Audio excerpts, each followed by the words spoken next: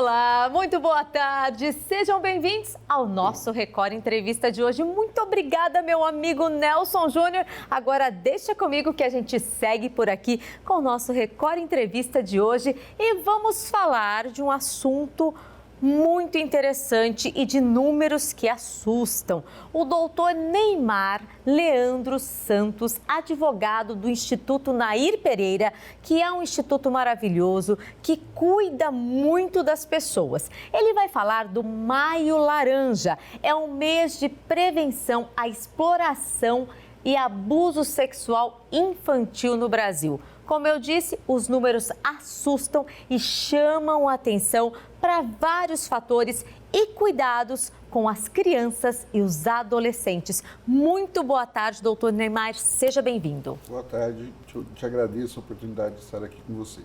Bom, como eu disse, é um assunto que a gente tem que debater muito e o interessante é saber que existem pessoas e institutos que buscam cuidar de tudo isso, porque hoje no Brasil, eu gostaria que o doutor explicasse um pouquinho do número de crianças e adolescentes abusadas sexualmente.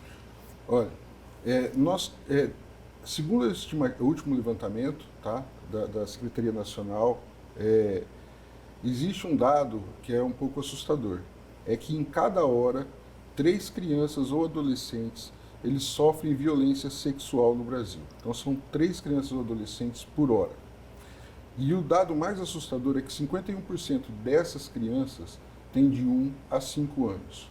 Nossa, assusta muito, né, doutor? Assusta. Então você chega a um número elevado de casos de abuso e de violência sexual por ano no Brasil.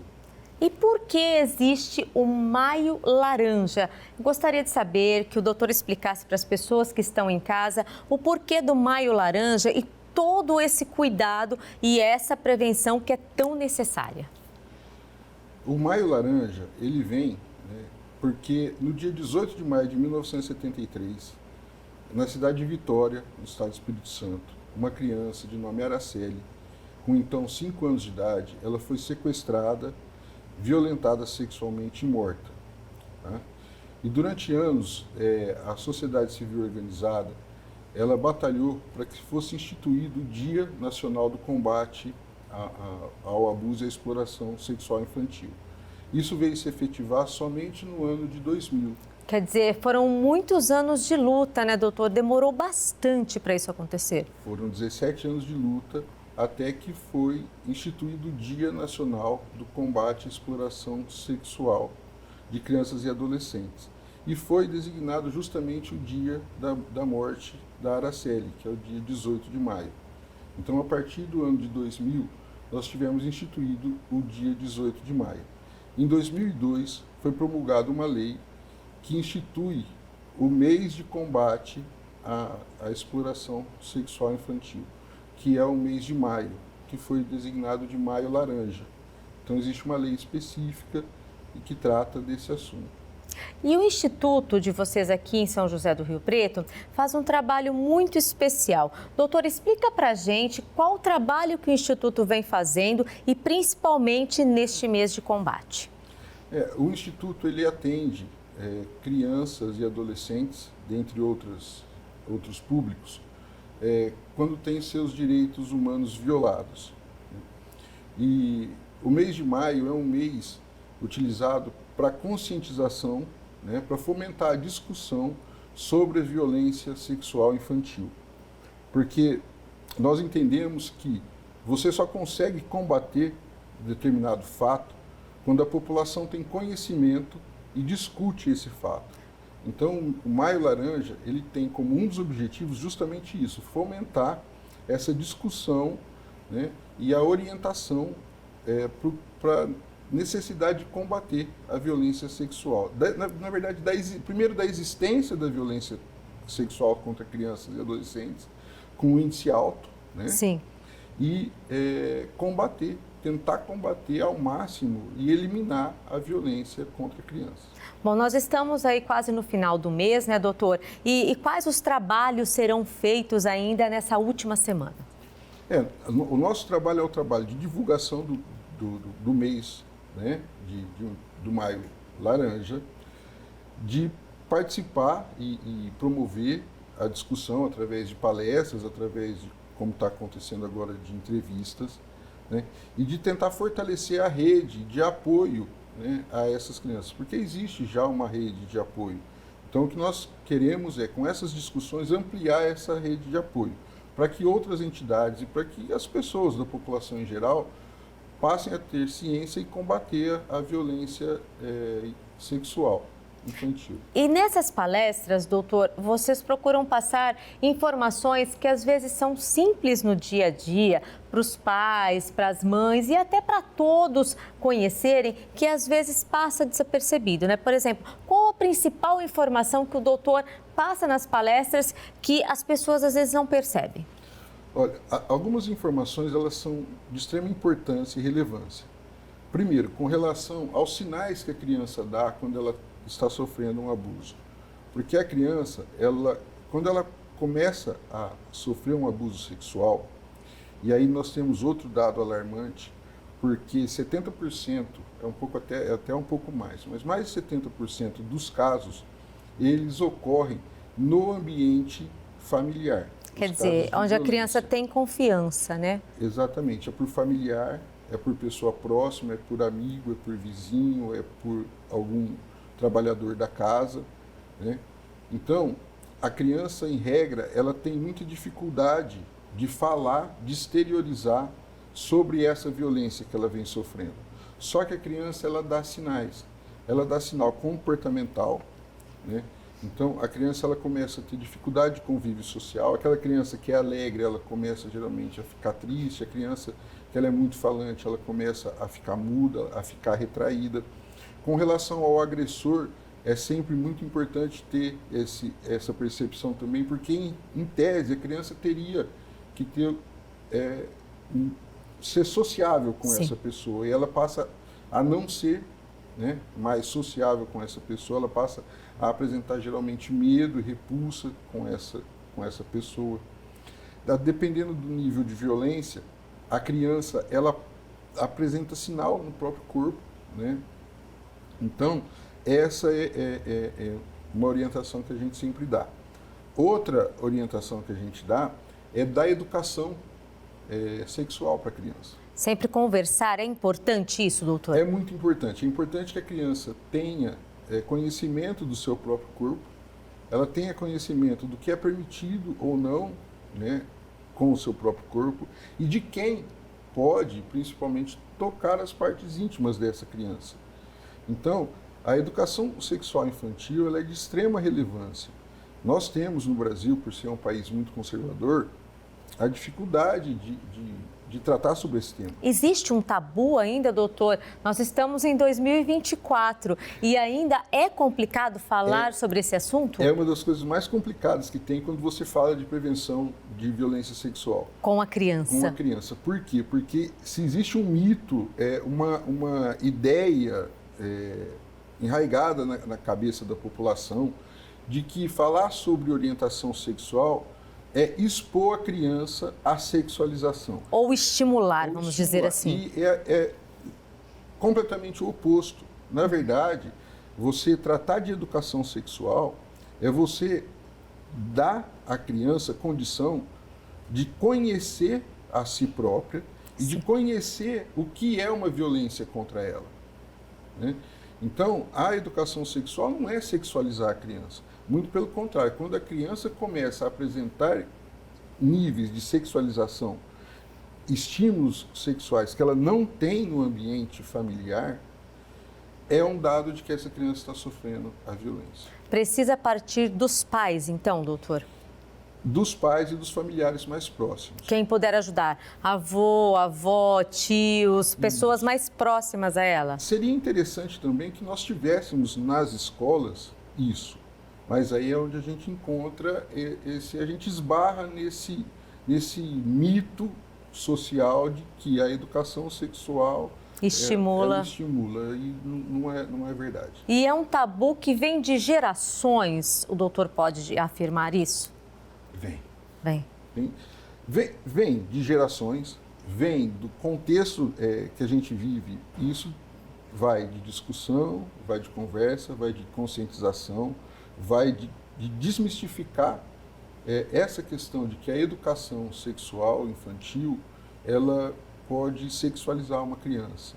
E é um trabalho muito difícil, né, doutor? Porque vem de gerações, por exemplo, os pais sempre ouviram na criação deles, olha, não deve falar com a criança, olha, os pais não conversaram muito realmente sobre sexualidade com essas crianças quando eles eram crianças, eles cresceram com tudo isso. Quer dizer, é muito difícil também para o adulto aceitar isso, de falar com o filho, de falar com a filha. É difícil. É difícil, mas é necessário. E na vida nem tudo é fácil, né? Nós passamos por situações difíceis, mas que são necessárias de passar. Então, uma situação difícil, para se evitar um mal maior, eu acho que ela compensa. E costumamos dizer que hoje em dia as crianças, elas já têm um discernimento maior, crianças de 2, 3 anos parece que já entendem tanta coisa, porque o mundo está muito evoluído, né? Então é bom a gente pensar com carinho nesse assunto, doutor. É bom, e isso que você falou também é interessante. Por quê? Porque a violência contra a criança e o abuso, ele não ocorre só na questão do contato físico, porque hoje nós temos os cybercrimes. Sim. E a divulgação de material com abuso de crianças e adolescentes, ele também vem crescendo, né? Então, a criança hoje, ela também se torna vítima de um crime cibernético, né? Porque muitas vezes o agressor utiliza dos próprios meios, da própria tecnologia, para se aproveitar, para conseguir captar uma imagem da criança, para conseguir um vídeo, uma foto, que depois ele divulga na internet. Então, por isso que, mais do que nunca, a educação ela é importante. Conversar com a criança, né? Mostrar para ela o que ela pode, o que ela não pode, quais são os limites do corpo dela, é indispensável para a prevenção da violência sexual infantil. O doutor entrou num assunto muito interessante, que a gente vai falar sobre a tecnologia aliada também a esses crimes de violência sexual contra crianças e adolescentes. Mas a gente vai dar uma paradinha rápida, a gente volta daqui a pouquinho. É o tempo de você tomar uma água e voltar com a gente, porque tem muitas perguntas e muitos esclarecimentos no próximo bloco. Não saia daí.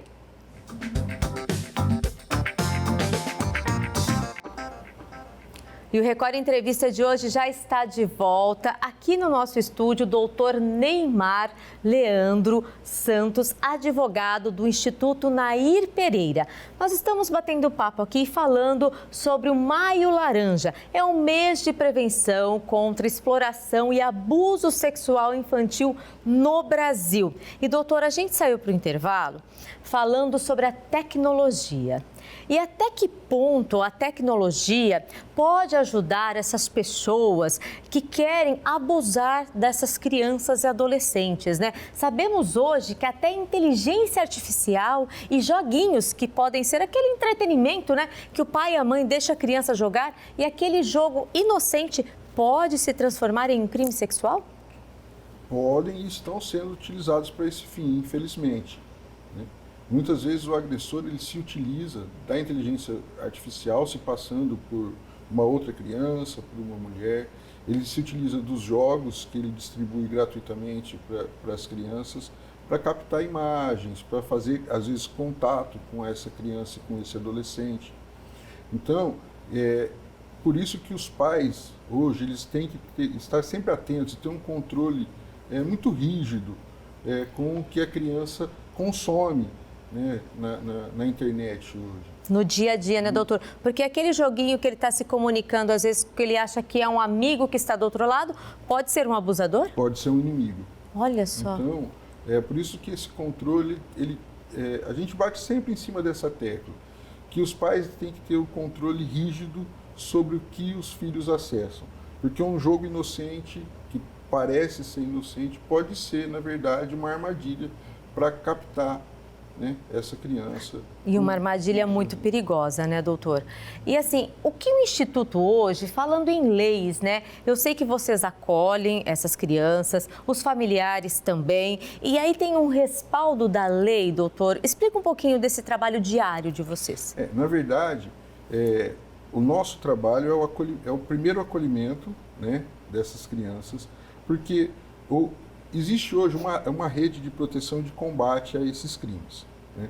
Então, você tem as associações, né, como o Instituto Nair Pereira, existem algumas outras, mas você tem os conselhos tutelares, os CRAS, o Ministério Público e a Vara da Infância e Juventude. Toda essa rede trabalha para o combate da violência sexual infantil. Então, quando nós recebemos um caso desse, qual que é o nosso papel? Nós acolhemos a criança e a família, damos o suporte psicossocial que essa criança e essa família precisa, e nós, do Departamento Jurídico, fazemos o encaminhamento dessas denúncias para os órgãos competentes. Que talvez sozinha essa pessoa não iria conseguir chegar até todo esse processo, né, doutor? Tem um dado interessante aí. Em regra, você tem que convencer essa pessoa a denunciar o caso. Elas têm muito medo, doutor? Principalmente as mulheres, às vezes quando parte do pai, do companheiro. Na verdade, não é medo, é vergonha. Olha só. Né? O que a gente percebe nos atendimentos é que a família ela se sente envergonhada, porque, em regra, o agressor é alguém de dentro da casa. E aí você tem que expor um parente e você vai ter uma pecha social na tua vizinhança, na tua rede de convívio. Quer dizer, foi culpa sua, você não cuidou do seu filho, da sua filha, mais ou menos assim. Além disso, de você ter um parente pedófilo Sim. dentro de casa. Uhum. Né? Então, mas como você não sabia que o teu Como pai, você não viu isso? São as irmão, perguntas normais, né? O né? teu cunhado era um pedófilo, como você não... Então, existe uma certa resistência, né, das vítimas em denunciar. Por quê? Porque eles têm que denunciar, em regra, um familiar, um amigo próximo, um vizinho. Então, o nosso trabalho é conseguir convencer essa pessoa a denunciar, porque a violência sexual infantil é um dos casos mais subnotificados do Brasil hoje. Olha só. Justamente por conta dessa vergonha, desse receio em que as pessoas têm. E tem um dado que é mais interessante ainda. Por quê? Porque quanto mais elevado o nível social, maior é a vergonha que essa pessoa tem, são menores os índices de denúncia. Quer dizer, não querem expor isso perante a sociedade? Não querem expor isso perante a sociedade. E doutor, esse medo parte de quem mais quando o doutor tem todo esse contato com essas vítimas? Porque a vítima principal é a criança, mas a família também é vítima de tudo isso, né, doutor? Parte da mãe, o maior medo, da avó, do irmão, da irmã, de onde vem todo esse medo? Na verdade, você não consegue detectar, porque parte da família como um todo. Porque é a família tendo que excluir um membro da família. Na prática, o que acontece é isso. Essa é a realidade. Porque você tem que excluir um membro da família, você tem que denunciar, e esse membro vai ter que, ao final, pagar pelo crime que ele cometeu. Porque ele cometeu um crime contra alguém que não conseguia nem apresentar defesa. Incapaz, né? O que é considerado um crime hediondo, né? Contra alguém incapaz, né? Contra uma vítima, né, que não tinha como se defender. E o pior, contra uma vítima que tem uma vida inteira pela frente, que vai carregar um trauma pelo resto da vida. É inaceitável, né, doutor? É inaceitável. E a família impor a essa pessoa, existe uma certa resistência, uma certa dificuldade, porque nem sempre todos estão de acordo. Sim. E, doutor, passa novamente para a gente, quem não acompanhou no primeiro bloco, os números hoje no Brasil de violência sexual contra crianças e adolescentes, por gentileza. No Brasil hoje, a cada 3 minutos, a cada minuto, 3 crianças são vítimas de violência e abuso sexual. Dessas 3 crianças, 51%, metade, tem de 1 a 5 anos. Quer dizer, esses números, com certeza, são maiores ainda por conta desse medo, doutor, de denunciar?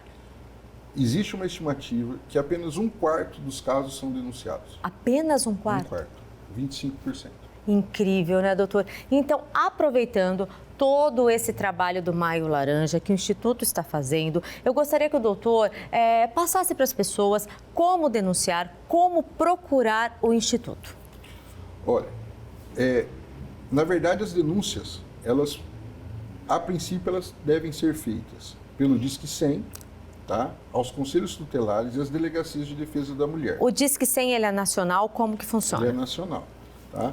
Então, a denúncia ela tem que ser feita aos órgãos de combate, de repressão a esse crime. Caso a família não se sinta à vontade e tenha esse receio e precise de um apoio para que isso aconteça, a gente orienta que nos procure o Instituto Nair Pereira, tá? Você vai ser acolhido, a pessoa vai ser acolhida, a família vai ser acolhida, a criança vai ser acolhida. Nós vamos dar esse primeiro acolhimento e esse atendimento e vamos encaminhar essa criança e essa família para a rede de apoio e proteção. E, por exemplo, doutor, nós costumamos dizer assim, os vizinhos, eles são pessoas muito do convívio. Às vezes você convive mais com um vizinho seu que com um membro da família. Se o vizinho, o amigo próximo ou até a professora, o professor na escola perceber alguma coisa, passar para os pais, mas ver que isso não foi solucionado, pode ligar também no Disque 100, sem se identificar, fazer alguma denúncia anônima também, doutor? Pode e deve. Né? Tem que ser feita a denúncia porque todo caso, mesmo que suspeito, ele deve ser investigado. Sim. Todo caso de violência contra a criança deve ser investigado. Suspeitou de algo estranho, mesmo que você não seja da família. Disque 100, o número é nacional e em toda a cidade você vai encontrar esse apoio, doutor. Vai ser atendido. Bom, para a gente finalizar, passa novamente para a gente o que o Instituto vai fazer, quais os eventos, as palestras que terão na próxima semana para encerrar esse mês com esse trabalho tão importante, doutor. Na próxima semana nós temos agendado um encontro no Instituto, tá? Com algumas entidades de assistência à criança e adolescente, que eu acho que está no fim do mês. Eu acho que para a semana que vem é só esse evento que nós ainda temos agendado. Sim. O Instituto, independente de ser o mês de maio ou que mês que seja, ele está com as portas sempre abertas para atender a essa demanda, né? Sempre que você tiver desconfiança de que uma criança está sofrendo um abuso sexual, uma violência sexual, ou se você tomar conhecimento, né, de que essa criança sofreu, você pode procurar o Instituto que nós vamos tomar as medidas cabíveis. E qual o endereço do Instituto, doutor? O Instituto fica na Rua Voluntários de São Paulo, 3398. O telefone é 3234-6296. São crianças e adolescentes até 14 anos de idade, isso? Isso. Então, a melhor maneira de prevenir é educação e prestar atenção em tudo que a criança está passando. Qualquer sinal, preste atenção, né, doutor? Qualquer sinal tem que prestar atenção. Doutor, muito obrigada pela sua participação e espero que na próxima vez que o doutor venha a uma entrevista ou que a gente vá entrevistar o doutor lá no Instituto, que esses números tenham caído muito. É o que a gente espera de coração, né? Na verdade, a gente espera que esses números zerem. Zerem totalmente, né, doutor? Nossa ideia, nosso sonho é que nós possamos viver num país sem violência contra a criança. Porque nossas crianças são o nosso futuro e elas precisam ser respeitadas. É o que a gente pede de coração, não é mesmo? A gente espera. Muito obrigada, doutor. Eu que agradeço. Bom, e o Record Entrevista de hoje fica por aqui. Se você perdeu algum momento da nossa entrevista, desse bate-papo esclarecedor, corre lá e acessa recordtvriopreto.com.br, tá tudo lá esperando por você. Quem tá chegando agora é minha amiga Malu Rodrigues, com um programa super especial, Malu Visita, com muitas informações, viagens, ela vai trazer muita novidade também para vocês. Eu fico por aqui, no próximo sábado o Record Entrevista está de volta com mais informações e entretenimento e com boas notícias para você. Fiquem com Deus, um super beijo e até o próximo sábado. Tchau!